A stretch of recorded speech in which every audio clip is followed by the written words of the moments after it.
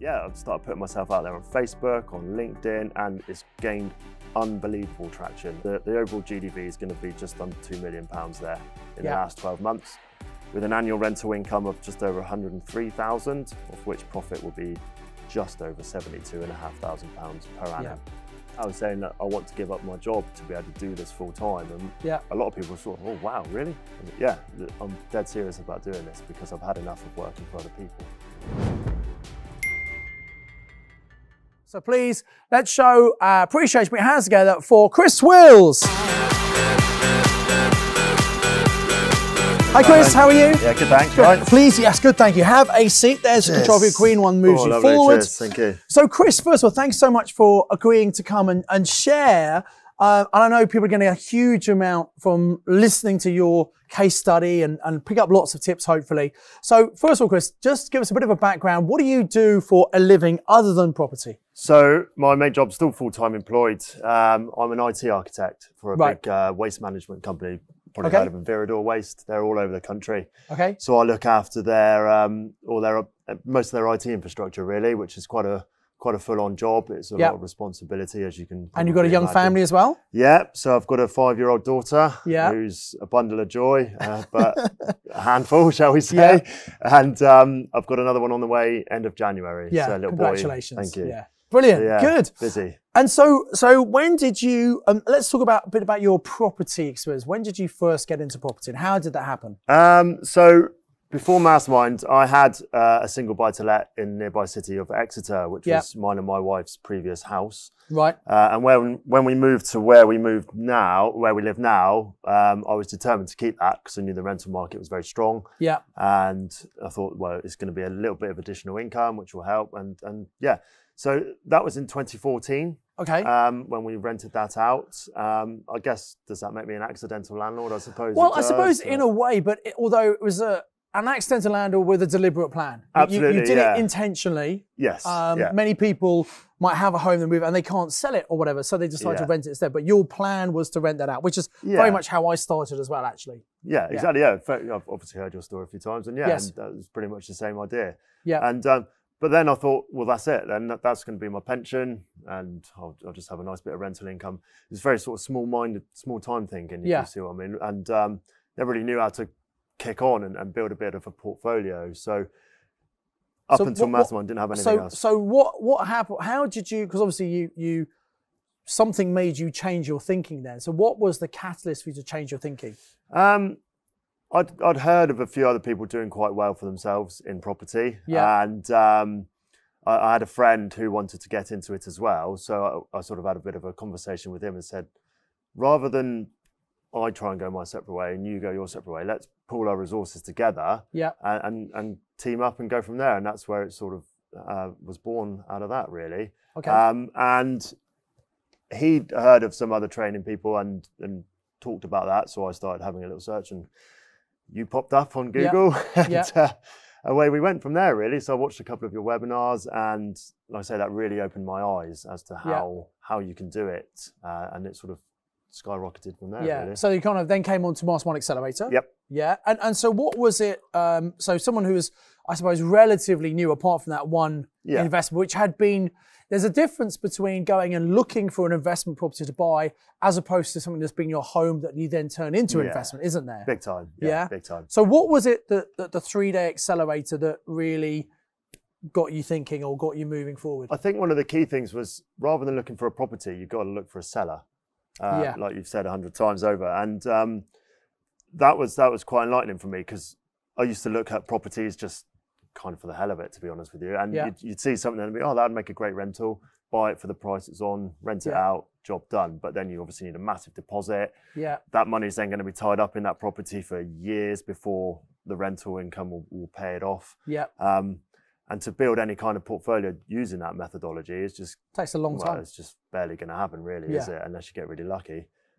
So yeah, it was some of the techniques. So the buy, refurbish, refinance approach that you talk about on the accelerator really sold it to me, because I always quite like taking something that's really ugly, leaves not a lot of work in the housing, obviously, and doing it up, making it better, and then obviously refinance it at the new value to pull out most of the capital invested. So pretty classic strategy. Yeah. Right? Yeah, okay, definitely. great. Anything else that got you thinking? HMOs. So I knew a friend who lived in one in nearby Exeter and thought nothing of it really. And then obviously you talk about it a lot and the potential profits that you can make from one single property by renting it out per room. It was phenomenal. So yeah, much more than you getting in your single let, I guess. Oh, yeah, massively. And obviously for me, the goal is to give up my full-time work, but I need cash flow because I've obviously got 2 children to pay for quite soon and a mortgage and everything else that goes with that. So that's another thing that we're going to look at as well. Yeah. One of the real key strategies that stood out for me was the title splitting. Yeah. So something I'd never heard of before. Obviously, you've got to find the right property for that and the right circumstances, which we luckily have, which obviously we'll talk about shortly. Because that's essentially a paper pushing exercise, isn't it? Yes. If you get it right. So that truly is property magic, right? The way you just create value just like that. It's one of Andy's favourite strategies, and he actually teaches that for us on Accelerator and on Mastermind as well. So let's get into talking about some of your deals then, Chris. Yeah. So we've obviously covered all of this, and your reason why. Let's just touch on that. Yeah. So obviously I've had a couple of bad experiences in my life. I've lost both my parents when I was quite young. And what that really taught me was that life can throw anything at you just like that, you know. It could all be fine and happy, and the next minute it's taken away. And I don't want to spend all my life grinding and working for someone else to make a fortune. Yeah. I want to work for myself, you know. Yes. And it'll also free up a lot more time to spend with my wife and daughter and soon to be son as well, because obviously working all hours and then doing property on the side means I don't really get a lot of free time at the moment. And she's getting to the age now where she's starting to notice that a little bit. And it's starting to affect me a little bit because I want to spend more time with them. Of course. Do silly stuff like the school run. And that's a great age to, they want to be with you at that age. Oh yeah. Not all the time, but most of the time. You wait till you get to teens where they don't want to be with you probably. Look forward to that. Yeah.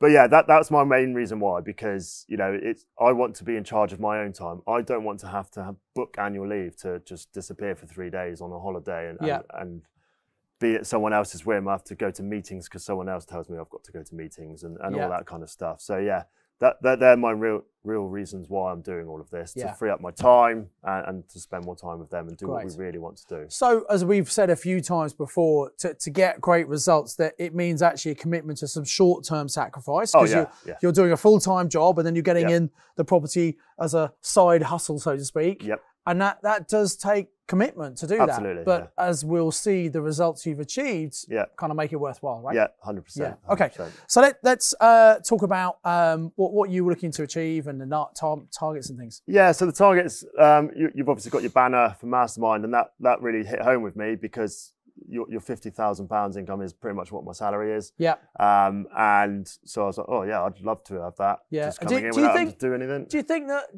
when you looked at that at first, and saw £50,000 in, not everyone does it that speed, no, but we have a lot of people who've done it and who far surpassed that. But did you believe that?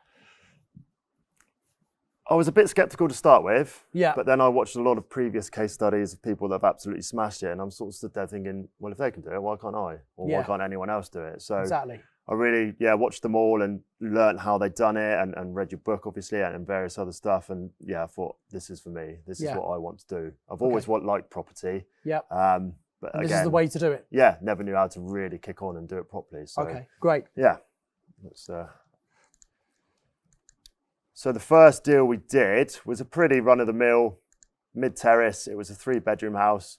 A little old lady lived in it for the best part of 50 years, and as a result, it just had nothing done to it. It was a real mess. So we managed to purchase that. I'll just get the figures up there. So as you can see, it was on the market for 165,000. It was a probate sale because unfortunately the old lady passed away. So we managed to secure it for 145. We based our figures. So actually my business partner, he's got a house probably about 100 yards down the road from this one. So we based our figures on what he achieved on that one. Yeah. And this one was ever so slightly bigger, we were told by a local estate agent. So we managed to create a 4th bedroom in this one in the basement, which was before the kitchen. If I just quickly go back, in the bottom middle there. Yeah. That's now a bedroom, which is a great little room. And that's obviously increased the value of the property significantly and allowed us to achieve a decent rental on that. So actually, there is a bit of money left in on that one, but it was our first deal together, so it was a bit of a learning curve. Yes. We probably spent a little bit more than we wanted to on it, but such is life. It's still cash flowing quite nicely, and yeah, it's doing well for us. It's quite a solid investment, really. Excellent, good. And it's always good just, your first deal's probably not going to be the best deal, is it? No. Because you're going to have that learning curve. Yeah, absolutely. And yeah, it was good to see how we worked together, as a bit, like, obviously making key decisions and stuff like that. And it all went pretty smoothly. And did the whole refinance stuff and pulled out quite a bit of capital, but there was still some left in. Yeah. So then there was this one in the same town. It's a very, very similar situation, actually. Old lady lived in it, unfortunately passed away. So it's been sold via probate because they had a huge tax bill. And this is now complete. So those after photos were taken probably about 3 weeks ago. Okay. And it's now complete. We've got a tenant in there and we are exceeding the rental income we were told we would get. So we were told by a couple of estate agents we'd get around about 525 for this property because of where it's based. But I had a chat with someone and they asked me how much. And I said, oh, we're looking for around the 650. And before I'd finished saying that, he's shaking my hand saying, yeah, I'll move in when it's ready. Oh, fantastic. So, yeah, that went really well. This was on the market for 110,000. So we managed to secure a £20,000 discount, which at that rate is quite a high percentage. Yeah. Reason we did that actually is we had an offer accepted of 97,000, which we were more than happy to pay, but the surveyor downvalued it to 85. Okay, right. So we had two choices at this point. Oh, should we just pull away and walk away? But we actually know we'll use that as a bargaining chip. So we sent it off to the estate agent and said, look, this is the score. We're going to have to bring our offer down to 85. Yeah.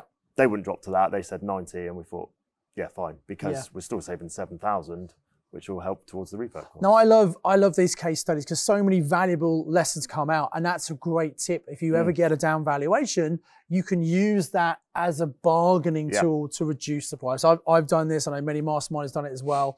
And what you say is, look, anyone who comes to buy this is going to get the same valuation because this is not my view. It's a Rick surveyor who works for the bank. So this is the reality. And you know, sometimes they might not quite go to us, but still going to 90 is much better than the 97 you were prepared to pay. Absolutely, right? Because that's obviously meant once we get it revalued, we've been told around the 150, possibly 160 at a push. But and the interesting thing is often these, what we call a deceased estate where someone has unfortunately passed away and it's a family who's selling it, there are two really important things to know. First of all, often they do need a lot of work doing to them. Oh, yeah. So actually you are likely to get a down valuation or a retention on the mortgage, but you kind of expect that.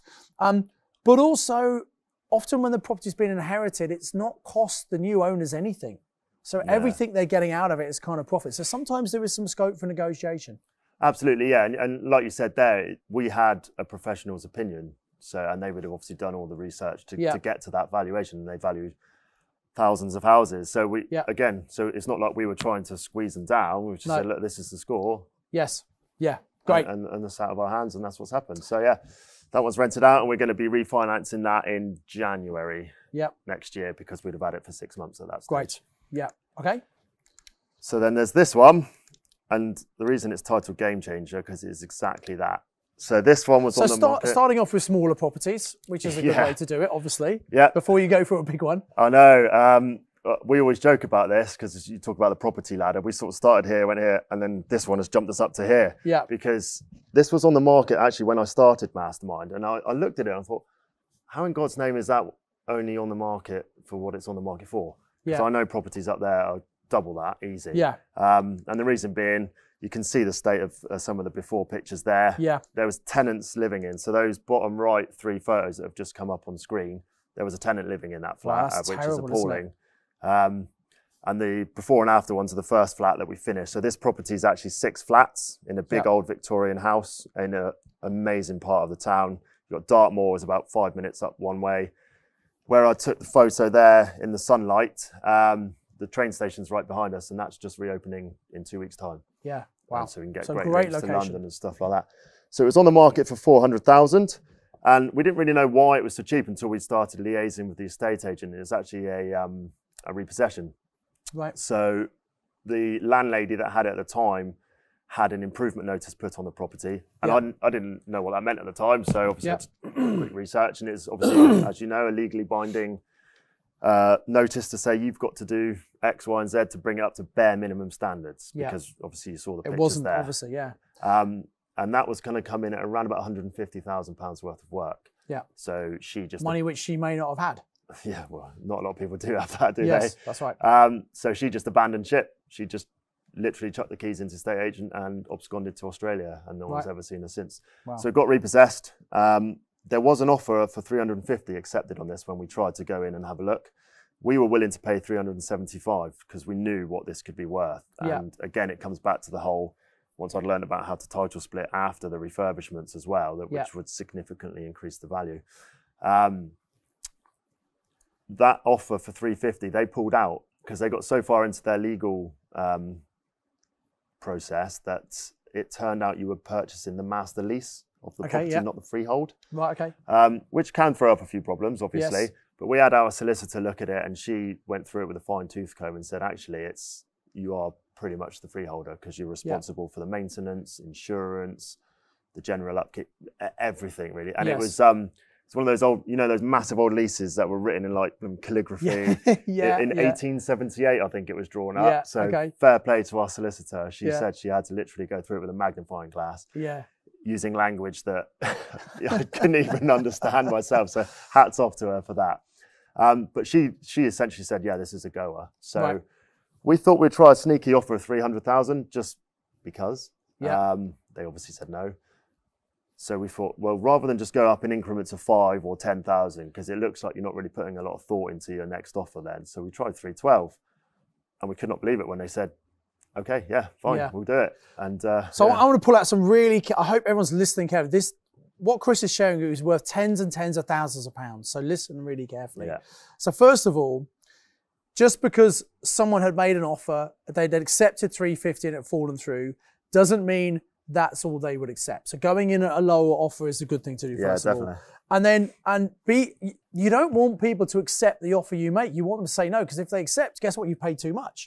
So by going in at 300, they rejected that, and then kind of coming back and going in at an odd number, 312, it's almost like you've done the calculation, worked out how much you can afford it to be, rather than just going up, as you say, 10, 20, whatever. And so it's a really powerful negotiation tool. And obviously if they had one sale fall through, they're going to be more motivated. This one comes through and they're happy with that figure. Yeah, exactly that. And the motivation was the key thing here, because it's a repossession, it's obviously costing them money. They just want it off their desk. So they'll sell it for the bare minimum. As long as it covers whatever outstanding debt is on it, they want to get rid. So yeah, I think the motivation was key on this, because the other offer, it probably taken about 4 months before it got to the point where the buyer pulled out. So they were really wanted to get rid of it. And we managed to turn around from the offer being accepted, we got the keys in 11 weeks. Wow, that's really quick. Which last year was unheard of, because the previous property I just talked about, we had the offer accepted that in November 2020 and didn't get the keys until July this year.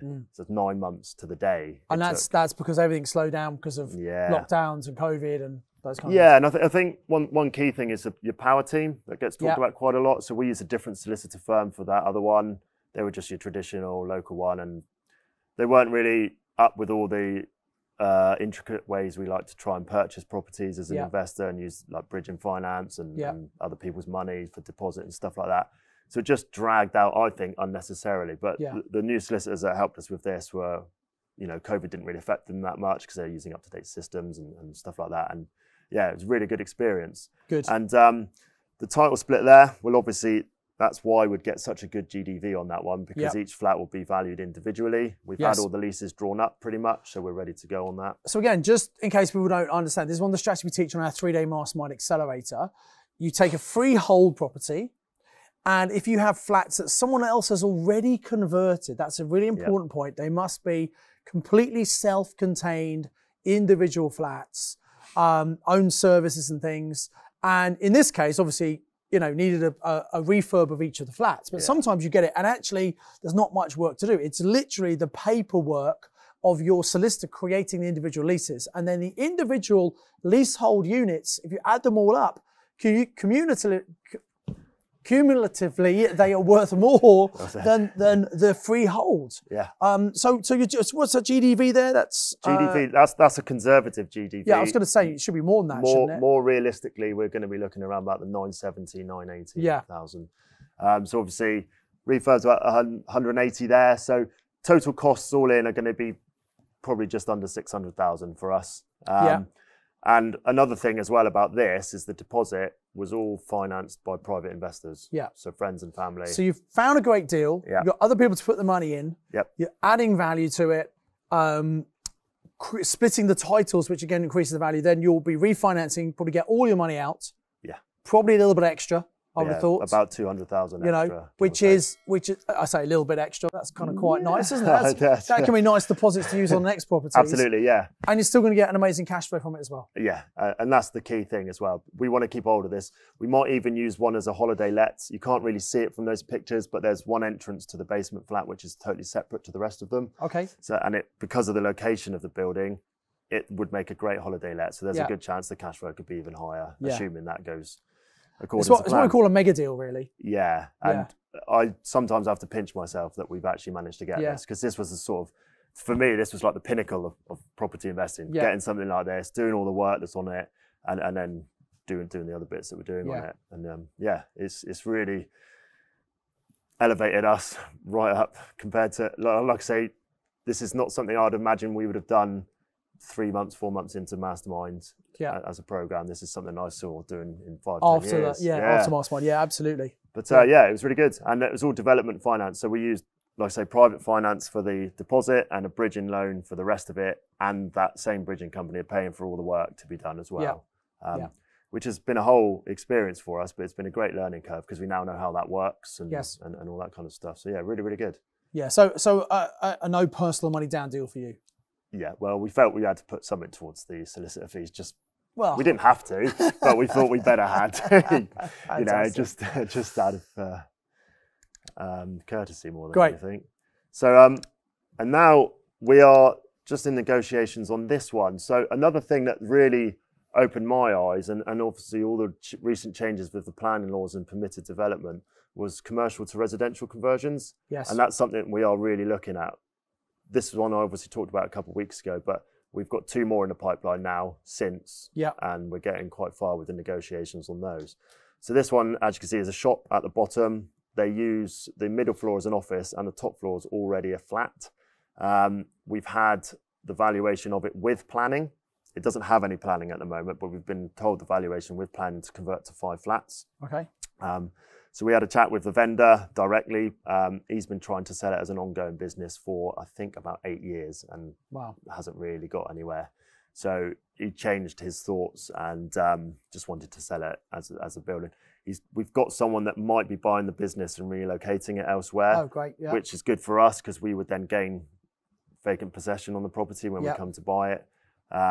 And because it's a print workshop, it's got huge printers out the back, and which we would probably struggle to A, move, or B, sell. Well, it's good if someone else moves that out for you, right? Absolutely, it makes our life a bit easier. So we secured this on an option, and again, it's something else I'd never heard of, but it's quite common in the commercial world. It is, yes. So that means you've got something else we teach on Accelerator again. So you've got the right to buy this within a certain time period. At a fixed price. So it means you can then get your planning permission. Yes. You can sort out your finance and get all your ducks in a row. And I'm sure you're going to cover this in a moment, but the point is sometimes when you buy something at a certain value, when you get planning permission, it's a higher value. Yes. And what you can do, you can then secure finance based on the value, not the purchase price, which means sometimes you don't actually have to put much in for the purchase. Yeah, which was a real light bulb moment for me. You talked us through an example, I think, maybe on Accelerator, where Crown Property obviously did exactly that. You know, secured it at this much, got the planning, it was worth much, and then got the lending up here, which pretty much, I think they said it covered like 93% of the purchase price, which was just, to me, I was like, that's unreal. And so that's why we went for this. And here's some sort of high level figures. So the GDV we've been told, is about 580,000. It's going to need about £220,000 worth of work, which is pretty much the same as the purchase price, give or take. So 430,000 all in, GDV of 580, as you can see, we'll only leave about £5,000 in this deal. Yeah. Assuming all those costs, this is all very high level figures. Yeah. We haven't even got architectural drawings yet, with all that sort of stuff. But that's, a couple of estate agents have given these figures, so we've just sort of gone with that. Yes. But we do expect it to be a bit different because material costs have shot up and stuff like that recently. But, even if we leave in 10,000 in this deal, with that cash flow, it's going to be pretty quick to be paid off. And we'll obviously be title splitting it as well. So that would obviously bring the GDV up to what you see there. So really you're combining a number of different strategies together in the same deal, which is what you do when you get more advanced. Yeah, absolutely. Yeah. And again, this is something I'd never heard of whatsoever. And again, it's something after I'd heard of it, I thought, oh, that'll be me in a couple of years. I'll do a few more single lets, simple refurbs, and then work my way up to it. But I'm kind of thinking, well, why wait? Exactly. You know, what's the point in waiting? If you can secure these deals now, do it now. Yeah. And obviously let's think about this. This is during a time where, you know, the market's been very high. Yeah. And a lot of people say, oh, well, you can't get deals. And yet you've showing us a number of deals you've got. Absolutely. Yep. Done all of this throughout COVID. It has made things very difficult, obviously. Yep. Timescales have gone on a lot longer. Material prices have gone through up, the roof. Yeah, so exactly. We've had to compensate on that, which you've just got to suck it up, really. Yeah. But still, there's so much profit in these. There's still, even with the increased cost, that it still makes sense to do. Yeah, and you know, as you know, property's there for the long term. We're not wanting quick wins. Yeah. If we have to leave a bit more money in some of the deals, so be it. Yeah. As long as we can pay our investors back, which we can on every deal we've done so far, and it generates positive cash flow, which will clear anything that's left in over the course of time. Let's talk a little bit about investors, because a lot of people today have been talking about that, either people who are putting money in just to get a fixed rate of interest, and sometimes it's a joint venture. How have you approached that? Because we've had a lot of people who've been experienced in property and they've had a track record, but you didn't really have a track record, so to speak. No.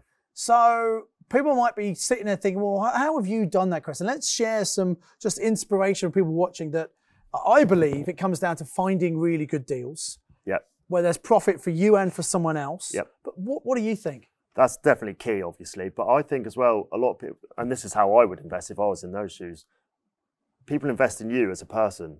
Yeah. The deal sometimes comes second. You can show them the figures and whatnot, and that's what a lot of people like to see. But if they see how passionate you are about a deal, how much you're willing to give to this, you know, I've talked about that I'm on your mastermind program, I'm dedicating myself to this is what I want to do. And they really see that, wow, this guy... You're committed. You're committed. Yeah. He's going all in on this, so he's putting a lot of risk, which we are. And they end up investing with you. Yeah. Not all the time. I've been told no more times than I care to count. But I don't care about that, because the ones that say yes are the ones that we've proved the process now. Yes. We've been able to pay some of them back, but they didn't want it back. They were like, oh, no. That often happens. They say, no, I don't want it, because they're used to that high return, aren't they? Yeah, yeah.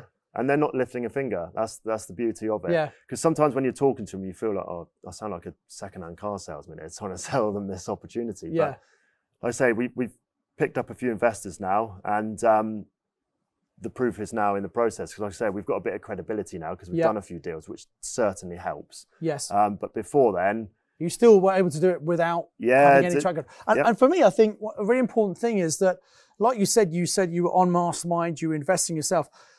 I think the fact that you invest in yourself gives people some credibility for a couple of reasons. First of all, hopefully you're not going to make the expensive mistakes that people might make on their own doing these kind of projects. Yeah. But I think you become more investable. Yes. You know, why would someone lend money to you if you weren't even prepared to invest in yourself? Yeah, and that is key. And I use that as a I don't know, say a bargaining chip, I suppose, when I was talking to them and say, look, I've invested X amount in myself. I'm on this course all year. I've talked all about it, and then I talked about the deal and then how I can offer them money for very little to no effort. We've always given people different options. We said, if you want to be involved, then we'll have you involved to a point, but obviously we make the key decisions. Yeah. Most of them were like, nah, here's the money. Just keep me updated when significant milestones come along. Yeah. We've shown them around the properties just to show them how we're getting on, and they love it. And again, that helps reiterate our passion for what we're doing. Yeah. The fact that we've set up our own limited company, we're taking it seriously, and we've set up all the shareholdings and everything like that. It helps show people that we are taking it seriously. We're not just two lads who want to go out and buy a house and rent it out and hope for the best. That's gambling. You're committing to this, aren't you? Yeah, absolutely. And I've always talked to them like I'm talking to you now, saying that I want to give up my job to be able to do this full time. And a lot of people sort of, oh, wow, really? I was like, yeah, I'm dead serious about doing this because I've had enough of working for other people. Yeah. And that really helps sort of say, like we talked about just now, God, this guy's going all in on this. I want to be part of it. Yeah. So yeah, and that's worked, and we've got a few more investor meetings this week, so hopefully get some more funds to go again. And how important has it been for you, something else we teach about raising your profile and telling people what you're doing, getting out there? Has that helped you? Oh, massively. So I've been on Facebook and LinkedIn and that for years, and I barely ever posted, ever. But I thought I've got to start. But then I thought, if I just start now, it's obvious I'm just starting to try and raise my own profile. But then I thought, well, that's the whole point. Yeah. So sometimes we worry about what other people might think. Literally that, yeah. I used to, I don't want to post because people, he doesn't know what he's doing, or he's made a spelling mistake, or whatever. So I thought, well, I look at some of my early posts and they are cringeworthy, but you've got to start somewhere. Yeah. I've started putting myself out there on Facebook, on LinkedIn, and it's gained unbelievable traction. I've had people contacting me left, right, and centre saying that they want to get involved. Yeah. They really like what we're doing, so on and so forth. And it has just increased our profile as a business massively. And I've not regretted it at all. And I love it now. I used to be really nervous about just simple Facebook posts and stuff, but now I just throw them out there, and who cares what people think? Yeah. Quite frankly, that's what it is. Brilliant. That's great advice. Let's carry on. Yeah. So let's look at your overall results then. Where did you get up to? Well, you can see the numbers there. So that, like I say, that target on your banners of £1 million portfolio in 12 months and £50,000, I thought that's going to be a slog to try and achieve that. And then obviously COVID threw a massive spanner in the works, but didn't really let it detract. And we kept pushing and we kept focusing on what we were doing. Yeah, that's a great result. And as you can see there, once all the projects are done, obviously a lot of them are still work in progress, but the overall GDV is going to be just under £2 million there in the last 12 months, with an annual rental income of just over 103,000, of which profit will be just over £72,500 per annum. Yeah. And this, by the way, this is obviously our business, so I'm 50% stake of all of that you see on the screen there. Yes. And the rent-to-rent fund now on the business-to-business lease basis, as you can see, that's generated a huge income for us. Yeah, and that was an opportunity that came through being in the Mastermind group.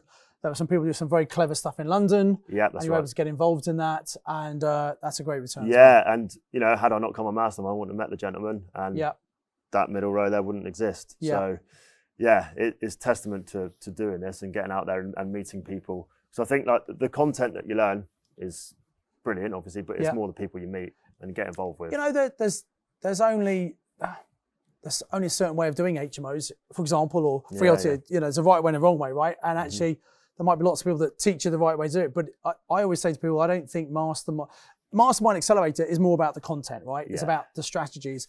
I don't think Mastermind is, of course, we go into a bit more detail, but I don't think it's about that. I think it's about getting yourself into a group at a very high level, other people who are invested in themselves, who are committed to their success, who all work together and help each other.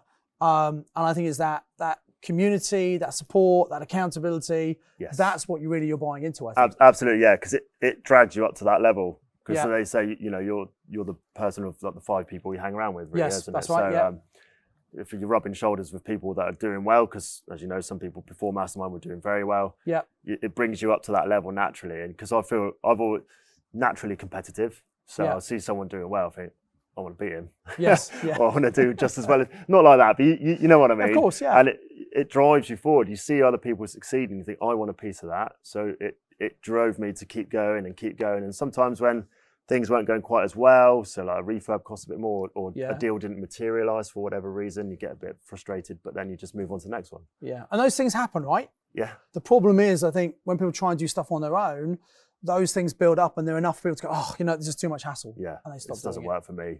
I'm sure let's be honest, you must have had times where you thought, this is a real nightmare, why am I doing this? I'm sure that happens to everyone, right? Yeah, definitely. But the group kind of pick you up and support you and help move forward. Absolutely, yeah. And you pick up so many nuggets of advice and little tidbits of information that you thought, I never knew that. And it's like a light bulb moment. Yeah. Someone just said something flippantly and you thought, I didn't know that. And you ask them a bit more about it. I'm sure if people are listening carefully, therell be loads of light bulb moments going on for everyone who listens to these interviews. Yeah. And again, so the private investment that we've raised is pushing $500,000, and if some conversations go the way we want them to this week, then that will exceed $500,000 hopefully. Yeah. And again, figures that I just thought I would never talk about. I thought I'd never be sat here talking about these. This was all a pipe dream for me. Yeah. It was all something someone else did until I realised how you could do it. and I wanted to do it, and I wanted to be part of that. Yeah. And here I am. So it's getting that specialist knowledge on MMA that really said, hey, look, we can do this now. Yeah. It was unreal what I learned in those 3 days. And like I say, it was, the whole weekend was a light bulb moment for me, and really lit a fire under my backside. And I was dedicated to myself saying this was for me. Let's go to some tips now. What's next for you first? What next? Right. So obviously I'm now on the property entrepreneur course for the next 12 months, which is fantastic. So we've done a couple of workshops of that. Yes. And that's not really about good. property so much, but about how to scale the business you've got already. Absolutely, yeah. How to sort of systemize properly and like you say, exactly that, scale the business properly and keep going in the right direction. Obviously give up full-time employment. And I want to become a helper. I get a real kick out of like helping people and seeing other people succeed off the back of advice that I've given them and stuff like that. So I want to become part of the PIN helper community and stuff like that. And it's great. We have so many people who've done well themselves. They want to come back and give and support other people as the way they were supported when they were coming through. Yeah. And it's great to see people that aren't doing so well or feel it's not for them and be able to give them advice and sort of hold their hand a little bit. I've put there run a marathon as well. I was hoping you'd delete that line, but obviously not. Well, you rather than me. I do that, but, you know. It's something I've always wanted to do, but I'll do that next year. I'll do that next year. And then before I'm 36 now, and I'm thinking, Christ, I'm never going to do it at this rate. So I thought if I say it in a public forum like this, you know what? It's a great idea to put things out there, and sometimes they happen, right? Yeah, well, hopefully. And I might pull a hammy or something the week before, who knows. That'd be a real shame. And giving back to the community, one of our core values as a business is to, as you saw from the previous slides, we take a property that is in a mess. And in a lot of instances, it's got tenants in and they're living in really poor conditions. Yeah. We want to raise the housing quality in our locality, and we're doing that one property at a time. It sounds a bit corny to say, but that's exactly what we want to do. Yeah. And so far we're doing it and people are loving it, and it is slowly bringing the housing market up where we live. Brilliant. And raising money for charity, that goes hand in hand with running the marathon, and obviously for the experiences that I've been through, losing both my parents to the illnesses that I lost them through. So yeah. Great. That's what's next for me. Hopefully. Brilliant. And a couple of quick tips. I know you've given lots of values come out of what you said already, but let's talk about some of these. So I've pretty much covered a lot of this throughout the conversation. So be obsessed with it. Dream big. If you only dream like I thought when I had my single buy-to-let in Exeter, and that's me done, that's my pension, everything, that's really small time thinking. Yeah. Aim for 100 of them. And then if you only get 50, it's really, and actually, really good. If you're buying things at HMO, you don't need 100 or 50. Of course you don't, no. But actually, if you aim there, even if you get just halfway there, it's still going to be an amazing portfolio. Absolutely, yeah. So dream big, that's a big one. And you've really got to step out of your comfort zone. Goes back to talking about the social media earlier, that if you want to stay comfortable all the time, personally, I think, and not everyone thinks like this, but I don't think you're going to get very far.